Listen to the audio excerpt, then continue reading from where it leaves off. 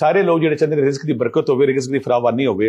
میں پیچھے سورہ کوثر دا عمل دس چکیا، لیکن او میری تیاں جڑی تیاں او میرے بندے او میرے بھرا جڑے چاہتے ہیں کہ پیسہ اینا آوے کہ دروازے توڑ کے آوے، پیسہ اینا آوے کہ لوگ واجاں مار کے تانوں پھڑان اور قرض پہاڑ جنہ بھی ہے تو اتر جائے. میں پہلے بھی کئی بار دس چکیا 28واں پارہ سورہ طلاق، 28واں پارہ سورہ طلاق اگر تسی وَمَن يَتَّقِ اللَّهَ تو شروع ہوئے گی آیت شہید قدرہ تے ختم ہوئے گی.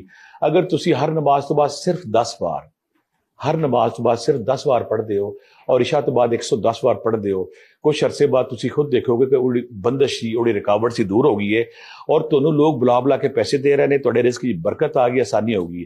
نال تسبیح جڑی پڑھنیاں نے یا رزاق ہو یا باسط ہو 300 بار، یا غنی ہو یا مغنی ہو 300 بار اگر پڑھ دے ہو تو بے برکتی ختم ہو جاتی ہے. رزق غیب تو آندا ہے، دروازے توڑ کے آندا ہے، آسمان تو برسدا ہے، سجے کھبے آندا ہے.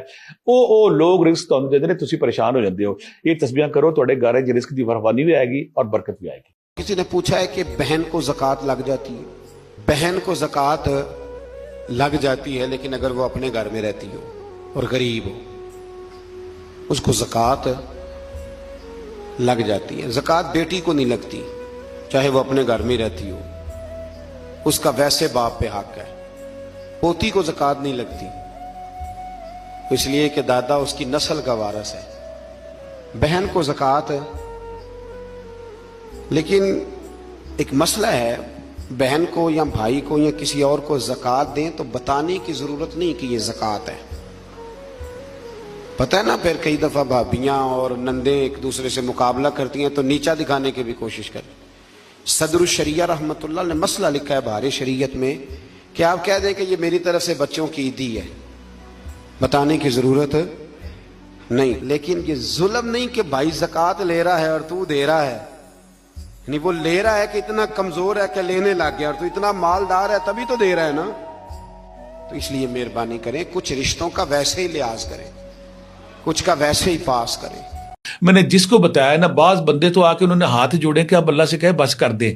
بے تاشا پیسہ ہو گیا، اربوں روپیہ اکٹھا ہو گیا، 10-20 کروڑ کما رہے ہیں. دنیا کی ہر گاڑی، مجھے ایک بندے تو میرے پاس آیا کہتے موٹر سائیکل پہ آیا تھا، اب لیموزین گاڑی میرے پاس ہے، شیورلیٹ میرے پاس ہے، ہر گاڑی میرے پاس ہے. میرا بیٹا دبئی جا کے ریسنگ جو ٹریک اس کو بک کراتا، وہاں پہ لیموزین چلاتا، گاڑیاں چلاتی. ہمارے پاس پیسہ بہت آ گیا، برج خلیفہ میں ہمارے گھر ہے، دبئی میں میرا میں ہمارے گھر ہے.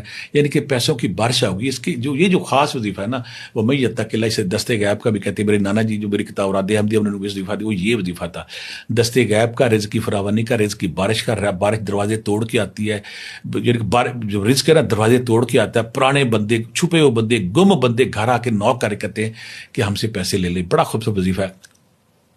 28واں پارہ سورۃ طلاق تو بتا دی تھی، وَمَن يَتَّقِ اللَّهَ سے شروع ہوگا، سکرین پہ بھی آئے گا، آخر میں ہمیں شہید قدرہ پہ ختم ہوگا. 2-3 طریقے ہیں اس کے. پہلا طریقہ یہ کہ اگر آپ ہر نماز کے بعد صرف 10 بار پڑھیں اور 10 بار پڑھنے کے بعد جب آسمان کھلے آسمان کے نیچے آئیں تو آسمان کی طرف دیکھیں اور اللہ کو یاد کریں کہ اللہ تعالیٰ تو کہتا ہے کہ جو میرے اوپر توکل کرے گا میں اس کو ہر قسم کی تنگی سے نکال کے بے شمار رزق وہاں سے دوں گا جہاں سے تمہیں گمان بھی نہ ہو، غیبی رزق دوں گا.